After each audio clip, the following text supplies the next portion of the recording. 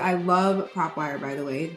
Best thing ever that has came out and has helped 10x our business truly. Being that Propwire just has better data. My business is now doing 7 figures, 100% automated with my VAs. I'm literally not in the business. My business is just completely automated with my VAs now. It's been very lucrative. No one's really doing this. It's a very untapped niche where no one's touching. Everyone's running to houses.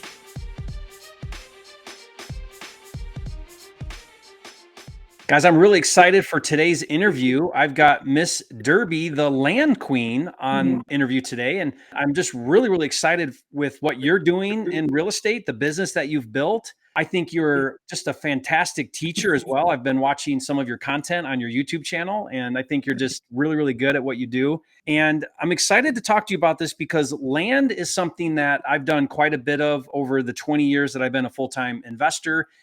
And you know this better than anybody since this is your main focus, but land deals seem to be like this misunderstood and this gold mine of an opportunity right under everybody's noses that most people don't even see because they're just thinking about houses. Yeah. So I'm excited to hear your take on that, but tell us a little bit about you, your start, and how you got to where you are today. Yeah, no, for me, I actually got into real estate back in 2018. I left the school system. I was a school teacher. I taught students with autism for several years, and it was just really hard being a teacher and trying to juggle, the ends meet and trying to, just hustle and grind. And even though I was young, I knew that there was more to just working this 9 to 5. So I was trying to find ways to flip things. I was flipping furniture. I was doing a lot of like just creative things to try to make some extra money as a teacher. And I came across Max Maxwell and Tony the Closer videos on YouTube. And I remember how he was talking about flipping contracts. So I was like super intrigued by that. And 2018, when was this? Yes, Yeah, 2018. Like it was like super hot, like big. Max Maxwell was huge. He had a huge Facebook group. So I really just like submerged and became obsessed with wholesaling and trying to understand how to do this. And as I was trying to learn how to wholesale, I realized it was not as easy as everyone made it seem. Like I wasn't able to close deals. I was struggling.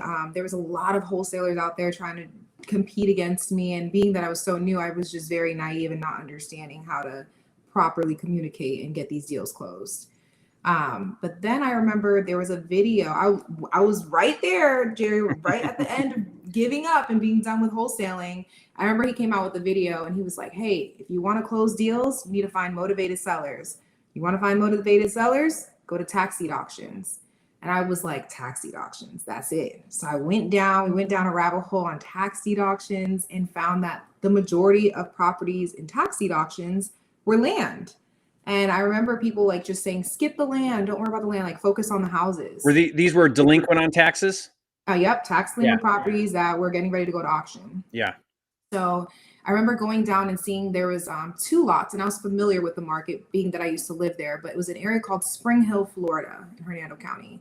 I seen 2 side-by-side lots there, and the seller agreed to $7,000 for these lots.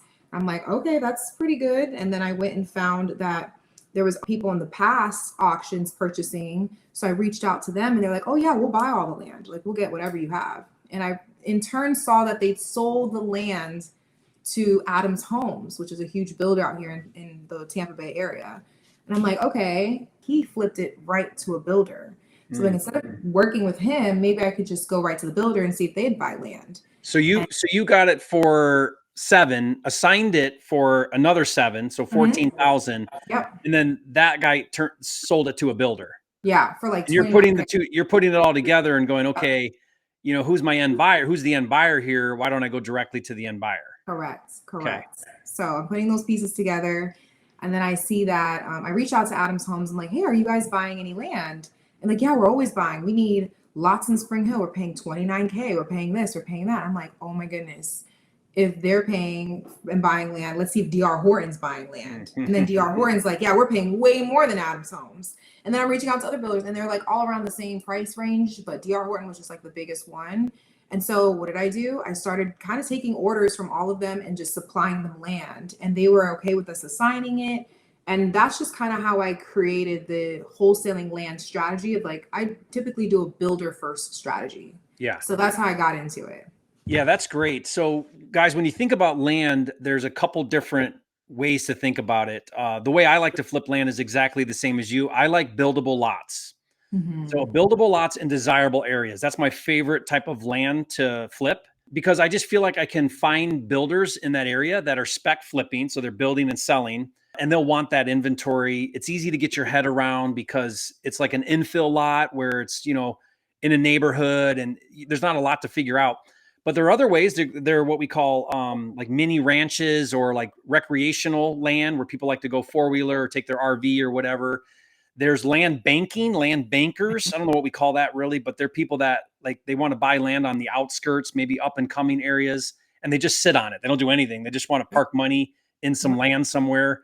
But I think you're right. Maybe the fastest way would be find an up and coming area where there's desirable land where builders are building and flipping, Yep. right? New construction, then reverse engineer. Like, who are those people? Then go find them inventory and bring it to them, exactly like what you do. And you've now scaled this though. Like you're doing a lot of deals. Let's talk about how you went from whatever that was, 2019 maybe? Was that when that Yeah. was? Yeah. I closed my first deal in 2019. Yeah. So the last 4 or 5 years to today, what does your business look like today?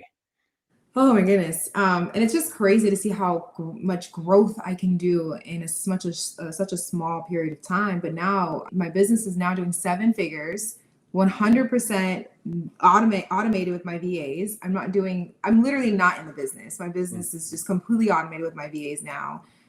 So I've been able to do literally dozens of deals every quarter. I have students who are now doing 6, some doing 7 figures and now coaching. It's been very lucrative. And really, like I said, like you said earlier, no one's really doing this. It's a very untapped niche where no one's touching. Everyone's running to houses. Are you doing most of your business there in Florida?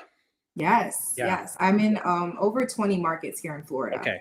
Yeah. But you've now created a big enough playground, right? Market to now do all these deals. And you've built this process.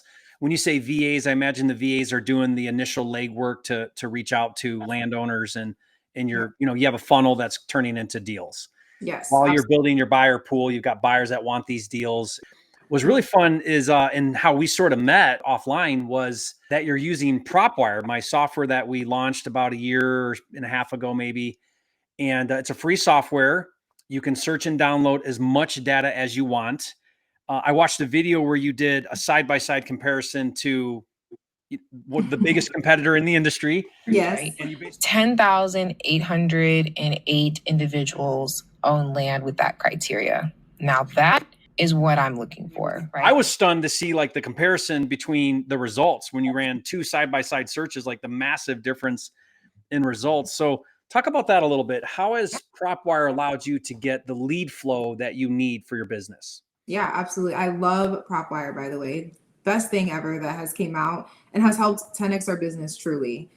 Being that Propwire like just has better data. It has more data and it really caters to not just houses like a lot of other competitors. It's for everything. So I love the fact that I'm able to pull markets and using past data providers, I wasn't getting as much leads as now I'm like, it's not even comparable. It's mass difference. And then being that I don't have a limit, I think that was one of the biggest things is like, I hate having a limit on things. I want to be able to just, get as many leads as I can and skip trace them. And so that's why I love Propwire and being that it's free, I tell my students who are on a like lower budget, who are not able to pretty much $100 a month into something that's not even giving them over 10,000 leads. It's just amazing. So my students will be able to flourish from that as well. That's great. What's your favorite search that you like to do in Propwire? So I like to do the vacant land search. I do vacant lots. I typically look for sellers who own land for at least 3 years or more. Individual and trusts and bank owned. Not business. No, not business. If I'm looking for cash buyers, I'll do business. But typically I'll just look for the sellers. Because why? If they're a business, they probably have a use for it. Yeah. If I'm looking for cash buyers, maybe who are small mom and pop builders and not like the DR Hortons, I will then use the business LLC one. And I'll find a ton of little small mom and pops based out of like New York, Miami, just like different small mom and pop builders who are not maybe doing high volume, but they're sometimes paying more than the big DR Hortons. You'll be very surprised. They got lower cost maybe to do their operation. Do you Yep. like the feature where when you find one of those business owners of a lot, where it tells you all the other properties that the business owner owns? Isn't that Yes. cool? Yes, I love that feature. And I also include for buyers, I like to look up if they own at least 50 properties or more. Because if I know that they have an LLC, they own 50 properties or more, and they paid cash for it, which you can filter all through Propwire, I know that they're a good cash buyer. Yeah, they're legit. They're a Yep, player that's going to probably want to buy more. Yeah. absolutely. So you create these custom searches, and I'm curious, how much data do you think you're going through today? Like, how many leads do you think you go through on a monthly basis? Probably about, I want to say like 10 or 12,000. Yeah. We've recently pulled the first 5 months of the year because I just had those KPIs pulled. We did about 38,000, 37, Mm. 38,000. So that was like the first 5 months of the year. But remember too, with land, it's not like houses where they go vacant and stuff. Like we really just pull a couple times a year, really, in each market, skip trace it, and then we update the data every 6 months. So Yeah, something exciting that I want to tell you about Derby is we're going to start pulling some custom data because here's my take on it. I don't know how you feel about this, but I think the future of data is going to move away from a volume model and more of a concentrated quality list. And the reason why I think that is because they're cracking down on cold calling and texting laws. The kind of rapid fire model, like let's just get 10,000 and call them all. I think that's going to be not a very good model, especially like these robocallers, which is AI doing yeah, these calls. They're making that illegal. So what I think is going to happen is instead of going after a list of 10,000, we can go after a very, very concentrated list of 1,000 and mhm. get much better results off of that list of 1,000 instead of shotgunning, 10,000. Yeah, I agree. But it Yeah. means that you're going to need to really hone in on specific behaviors and Mhm. custom criteria that's not very easy or readily available to get. So Yeah. that's Uh-huh. kind of the future of what we're working on is a more stacked, very concentrated list of exactly what you're looking for. So Yeah. that's going to be awesome just because, Yeah. the texting laws, like you said, and everything is just getting so much more regulated and just Hmm. getting back down on, especially with the A2P laws in place. Like it's just getting harder and harder right now for anybody wholesaling houses, land to do any type of marketing. It's going to become more valuable to have really good data that we can talk to. What would you say for your students and maybe somebody getting started to start doing land? If they pull a list and they skip trace it and they call it, what would you say is a good average number to work through to maybe do like a deal a month or Mhm. 1 to 3 deals a month? I always say it's really not about the data, Okay. right? I always say it's about the builders. So Mm, whoever has the best paying builders wins, truly. mm, So I always recommend don't pull any lists yet, unless you're going to pull a buyer's list, right? And try to befriend one of these developers, one of these builders. We call them the land acquisition specialists. They're the ones in charge of acquiring land for the company. So if you can befriend them and really get down to the nitty gritty as far as what exactly where they're buying, how much they're paying, then you can go out and hunt for those deals. And mm. typically, if you have a really good high paying buyer, right? A high paying buyer, you can close deals. I mean, my KPIs right now are every 3,000 leads that we're pulling, we're closing about 3 of them. So they're Okay. converting pretty well. They're not. Yeah, that's fantastic. Yeah, I love that strategy. One of the things that I teach sometimes is if you're choosing a market, the best way to choose a market would be see how active the cash buyer market is, the investor market, and then go there and start farming for leads. You know now then that if you get deals, there's plenty of buyers that are going to want those deals. So that's Absolutely. kind of what you're saying here. So you could go into Propwire, pull the cash buyer list, look at investors that own those lots and land, and see if you get a good number, and then be like, okay, looks like there's a lot of that going on in this market. That's where I'm going to now farm for deals. Basically, reverse engineer how to Correct. choose a good market. Yeah, Exactly. super smart. Love that strategy. Yeah. I Yeah. also compare like the land being sold versus new construction. I like to have it at least 800 or more new construction homes and 800 or more vacant lots sold in the last 12 months. If I see that kind of traction and activity, and I see that a lot of them are spec homes or just, scattered single family lot homes that are being built, then that's something that I would like to go after. But if it's like under 800, then I'm like, it's really not growing. And then I like to back it up with market research. I love to do, okay, what's the rapid growing market? How many new homes are needed in Tampa Bay? How many new homes are needed in Port St. Lucie? Cape Coral. So I like to do that research to see what's going to be out there. You might find an Amazon warehouse or Tesla's coming out there. That's where the tech jobs are coming in. When tech comes in, that's how you know they're going to start moving a lot of people from Atlanta, Dallas, New York to come down here, build their families. So there's going to be a lot of growth and development. That's typically how I look at those markets. Yeah. So when you say 800, you take a specific market. Are you putting in the filter sold homes Yep. that, so I'll do that were sold built homes. like in the past 2 years? Nope. So last 12 months. So 12 everything. months. Okay. So 2023 built. Okay. So you put in the filter of year built 2023, because if a house sold that was built in 2023, that's a spec flipper, because a homeowner wouldn't build a house and sell it right away. Correct. Those are investors that are doing that. So you're looking at, is there spec flippers? So these are investors that buy land, build houses, and sell them. Yep. And the way you know that is in your filter. You can do this on Zillow and Redfin or anywhere, but you put minimum year built 2023, go 1 year back. Yep. You might even do 2022. And here's why I say that. In my experience is some of these spec flippers will list the homes as soon as they start building them. Yes. So even though it didn't get completed until 23, it's listed as built 2022. Yes. But anyway, either way, whether you do 2022, 2023, but the idea there is you're finding the spec flippers. And then what I like to do is I like to look for, I call it pockets or concentrations of new construction. Correct. So when you see like all these dots in one area, you're like, oh, they're building like crazy over there.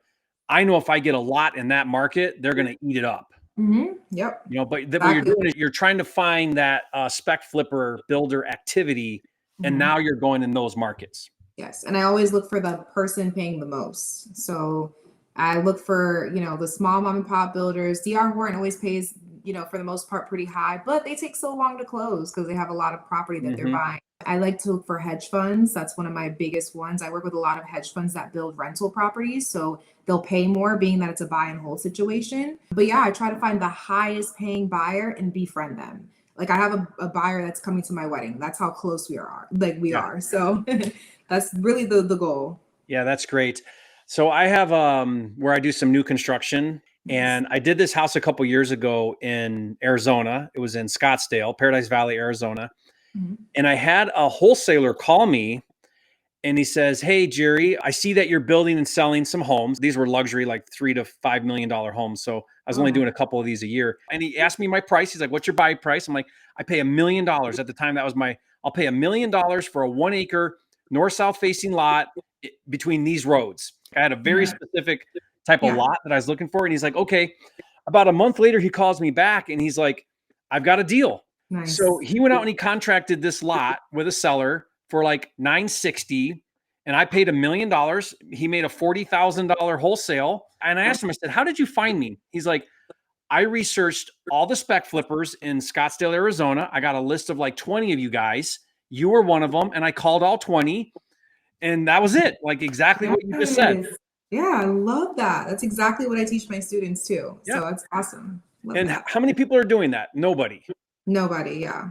Not It takes very a many little people. time, but you have to really work it and really truly provide value. That's what I was telling everybody, my students. I say, make sure you're providing value. Don't just call Jerry and waste his time and ask him for his buy box and then he never hears from you, right? Yeah. No, you have to truly work the market and try to bring him something. Yeah.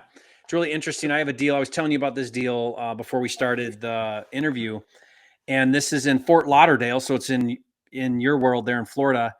And it's a luxury area. They're building a lot of homes over there. And this one, I actually just did this call and talked to the seller directly, contracted the deal.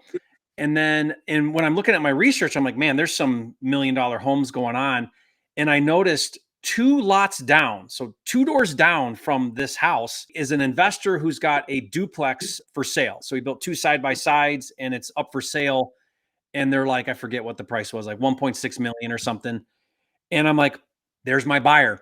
Yep. I call the agent that had the listing. It's the same size lot. It's 2 doors down from a same side of the road. And he calls me back. He's like, my investor wants it. We work out a deal and I'm wholesaling this deal for $20,000. And this is something that nobody's really looking at. They're not paying attention to it. They're not targeting this strategy. Absolutely. And I think too is like wholesaling land, because it's 100% virtual. I don't have to do any walkthroughs.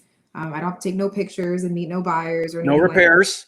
No repairs, no calculating ARV. It's literally just land, and the builder does all of the work to inspect it and do all their feasibility. So it just makes the process so much easier. And that's how we're able to really keep this business 100% virtual, is just by truly just flipping, and just providing value to all these builders. So I love Yeah, it. that's really cool. And I wanted to mention here too, Derby, we've got some really cool promos in Propwire, but we'll do discounts on bulk skip tracing. Like the Nice. simple one we have, we call it Propwire Gold, but you get 2,500 skip traces a month for $97 a month, which means that's coming out to about like 3 cents a skip or something. It's basically $300 for $100 worth of skip tracing.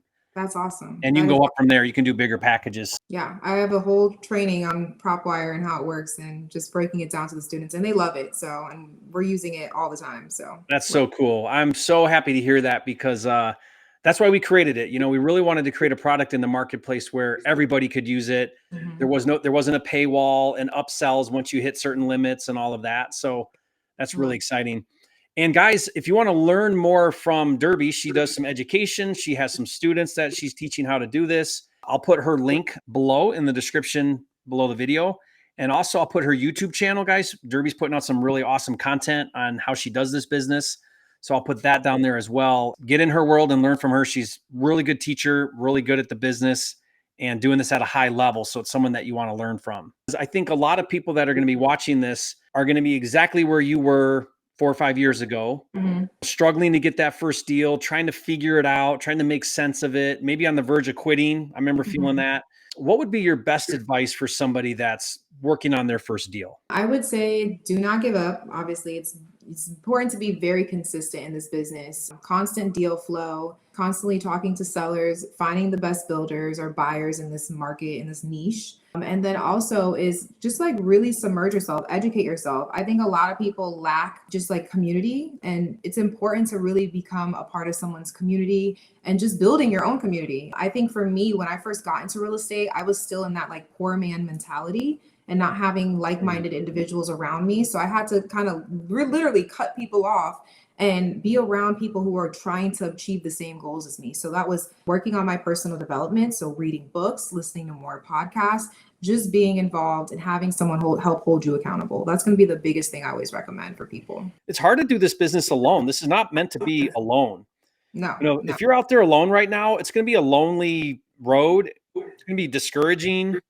So I agree with that. I think that's fantastic advice. You know, be a part of a community, be a part of a group, surround yourself with other people that are also trying to accomplish the same thing. Negative people around you are going to pull you down. Dherby, thank you so much for all you do. Thank you for being a force for good in the world and helping people be successful, and just appreciate you so much. Thank you. I appreciate it. Thank you for having me on. Yeah. Thank you, everybody. We'll see you on the next video. Bye, guys.